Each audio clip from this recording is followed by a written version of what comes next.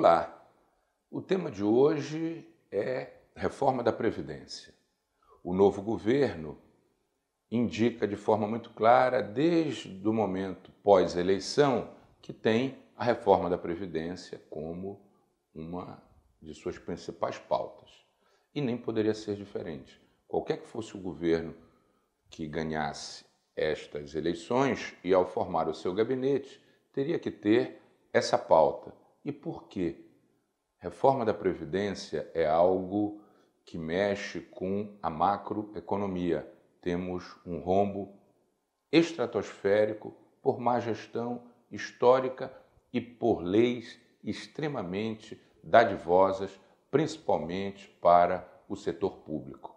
O setor público brasileiro, ou seja, o servidor público, ele ganha, quando se aposenta, o mesmo valor que recebe quando do exercício do cargo.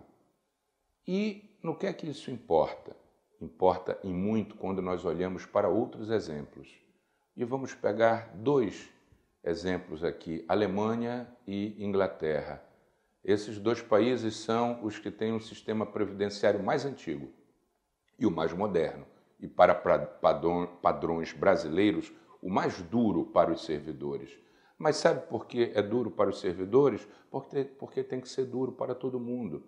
Na Inglaterra, por exemplo, um servidor público, vou citar um exemplo que ganha 1.000 libras, ele quando se aposenta, ele ganha 300 libras.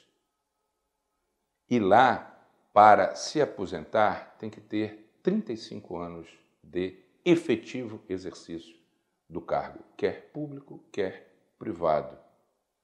E essa diferença você pode me perguntar, mas então quer dizer que o servidor público ou da iniciativa privada inglês, ele contribui a vida toda e ganha apenas e tão somente 30% daquilo que perceber na atividade? Sim, só ganha isso. E se ele quiser ganhar mais, ele vai à iniciativa privada, ele procura um banco, uma associação de servidores e faz o que se chama de aposentadoria complementar. Paga todo mês e, ao final dos seus 35 anos, ele também passa a receber mensalmente até, enfim, até o final de sua vida, assim como da aposentadoria pública.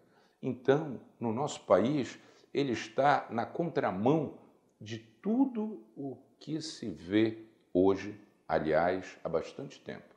Ainda pegando o exemplo da Inglaterra, a atual reforma da Previdência, que continua em vigor até hoje, a última foi feita na época do governo Margaret Thatcher, final dos anos 80. E assim o é desde lá. E assim o é porque a aposentadoria é uma conta de poupança, onde você contribui para depois de um determinado momento receber.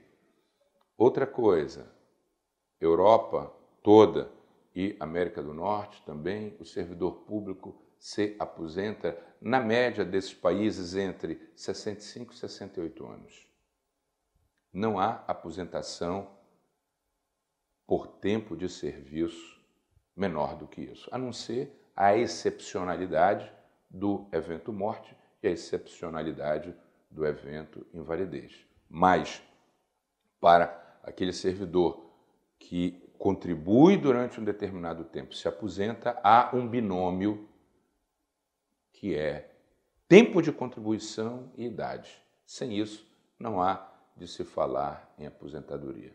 E aqui no Brasil, nós temos uma diferença entre a aposentadoria da grande maioria dos trabalhadores, por exemplo, como eu, que sou advogado e vivo da advocacia, contribuímos com, no mínimo, 30 anos para as mulheres e 35 para homens, e o teto hoje é na faixa de R$ 5.800, enquanto o servidor público possui o seu salário e algumas vezes ainda com a incorporação de gratificações que aumenta o valor da sua aposentadoria, ou seja, quando o servidor ele contribui sobre uma determinada base, se aposenta e ainda ganha mais do que aquela base que contribuía.